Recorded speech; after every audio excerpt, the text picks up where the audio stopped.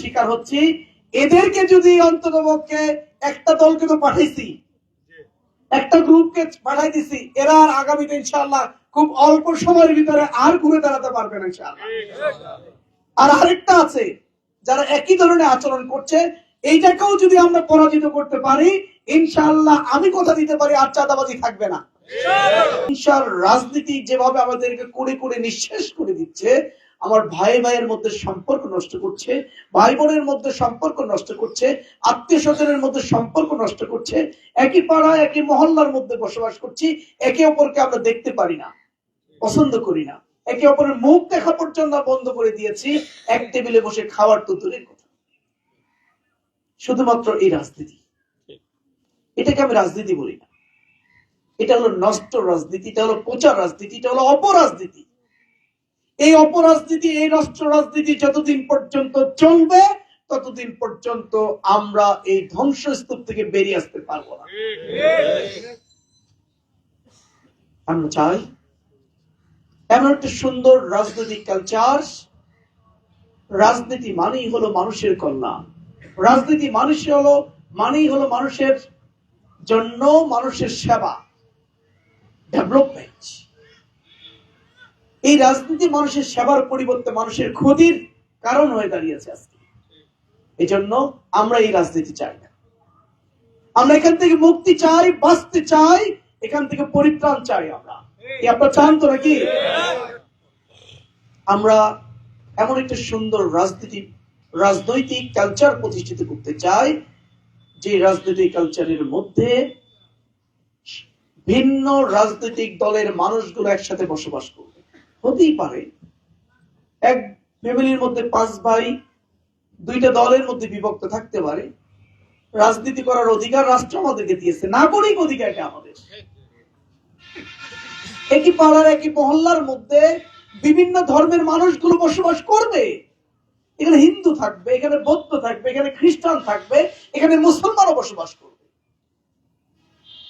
বিভিন্ন রাজনৈতিক দলের মানুষ বসবাস করবে, বিভিন্ন ধর্মের মানুষগুলো বসবাস করবে, কিন্তু আমরা সবাই একটা সম্প্রীতির বন্ধনে আবদ্ধ হয়ে আমরা ওই এলাকাকে, ওই পাড়া, ওই মহল্লাকে, ওই গ্রামকে, ওই ইউনিয়নের জন্য আমরা কাজ করবো একসাথে। এই ধরনের পরিবেশ আমরা তৈরি করতে চাই। আপনারা রাজি আছেন? এই ধরনের পরিবেশ চান নাকি আগেরটা চান? কি ভাই, কোনটা চান আপনারা? নতুনটা চান না? নতুনটা চান। 5ই আগস্ট গণঅভ্যুত্থান হলো, প্রায় 1400 তরুণ যুবকরা জীবন দিল। হাজার হাজার তরুণ যুবক মানুষেরা পঙ্গুত্ব বরণ করলো এই জন্যই যে আমরা নতুন রাজনৈতিক বন্দোবস্ত চাই। স্বাধীনতা উত্তর 54 বছরের যে রাজনীতি, এটা আমরা আর চাই না। এটাকে পিছনে ফেলে আমরা নতুন রাজনৈতিক কালচার তৈরি করতে চাই। আমরা সংস্কার চাই, রাজনৈতিক সংস্কার চাই, রাষ্ট্রের সংস্কার চাই, সমাজের সংস্কার চাই। এই চিন্তা নিয়েই কিন্তু অভ্যুত্থান করলো, কিন্তু দুর্ভাগ্য আমাদের জন্য,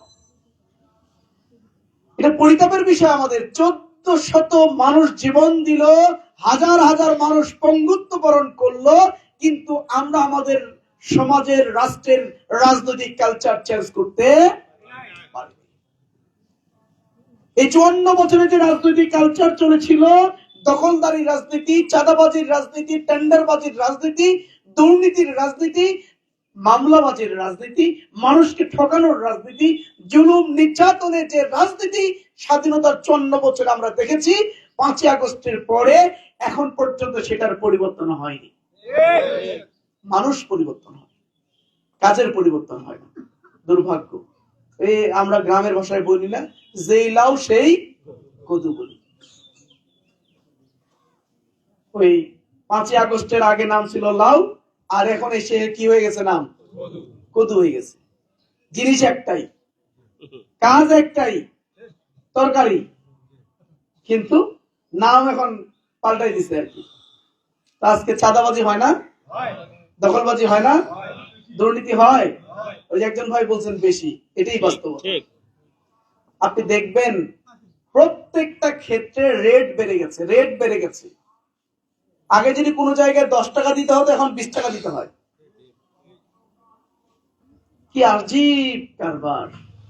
একজন রিক্সা চালক, একজন ভ্যান চালক, একজন পাঠাও চালক, যিনি এটার উপরেই জীবন নির্বাহ করেন, খুব কষ্ট করে অল্প কিছু টাকা ইনকাম করেন, কিন্তু তার ভ্যানটা, তার রিক্সাটা, তার মোটরসাইকেলটা একটা জায়গায়, সরকারি জায়গায় রাখবে, এটার জন্য তাকে ট্যাক্স দিতে হবে। গরিবের মানুষ, গরিবের এই ঘাম ঝরা অর্থ উপার্জন থেকে, ওখান থেকেও আমাকে খেতে হবে। এবং যেটা আগে ছিল 10 টাকা, এখন একটু 20 টাকা হয়ে গেছে। যেটা 50 টাকা ছিল, ওইটা 100 টাকা হয়েছে। ঢাকার গুলিস্তান চিনেন? নাম শুনেছেন না? ওই গুলিস্তানে ভ্যানের উপরে কাপড় বিক্রি করে না, ভ্যানের উপরে কাপড় বিক্রি করে। এই ভ্যান চালকরা বলে যে, ভাই কি হলো, আমরা তো এটা চাইনি, আগে দিতাম 100 টাকা, এখন 200 টাকা চায়।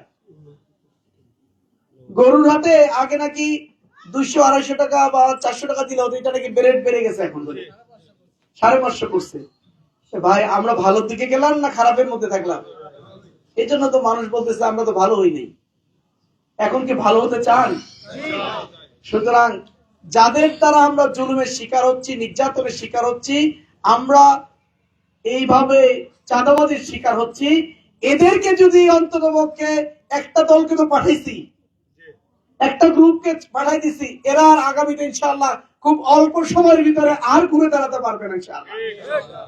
আর আরেকটা আছে, যারা একই ধরনের আচরণ করছে, এইটাকেও যদি আমরা পরাজিত করতে পারি, ইনশাআল্লাহ আমি কথা দিতে পারি, আর চাঁদাবাজি থাকবে না, আর টেন্ডারবাজি থাকবে না, আর মানুষকে চাঁদা দিতে হবে না, অন্ততপক্ষে শান্তিতে ঘুমাতে পারবো। আমি বলি আমাদের ঠাকুরগাঁর মানুষগুলো খুবই নিরীহ মানুষ, খুবই শান্তিপ্রিয় মানুষ।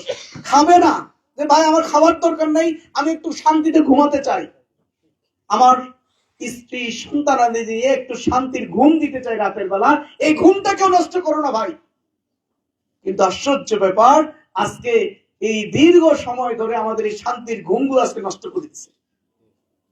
আগেও দিছে, এখনো ঠিক মতো ঘুমাতে পারি না। এটা চলতে দেওয়া যায় না।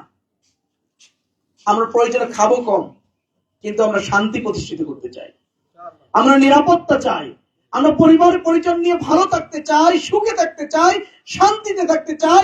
এই জন্য যারা আমাদের শান্তি বিনষ্ট করছে, যারা আমাদের সুখকে কেড়ে নেওয়ার চেষ্টা করছে, যারা আমার উপরে জুলুম চালাচ্ছে, নির্যাতন চালাচ্ছে, যারা চাঁদাবাজি করছে, টেন্ডারবাজি করছে, যারা আমার দখল করার চেষ্টা করছে, যারা আমাকে মিথ্যা মামলার ভয় দেখাচ্ছে, আগামী দিনে তাদেরকে পরাজিত করে আমরা সুখ শান্তি ছিনিয়ে আনতে চাই।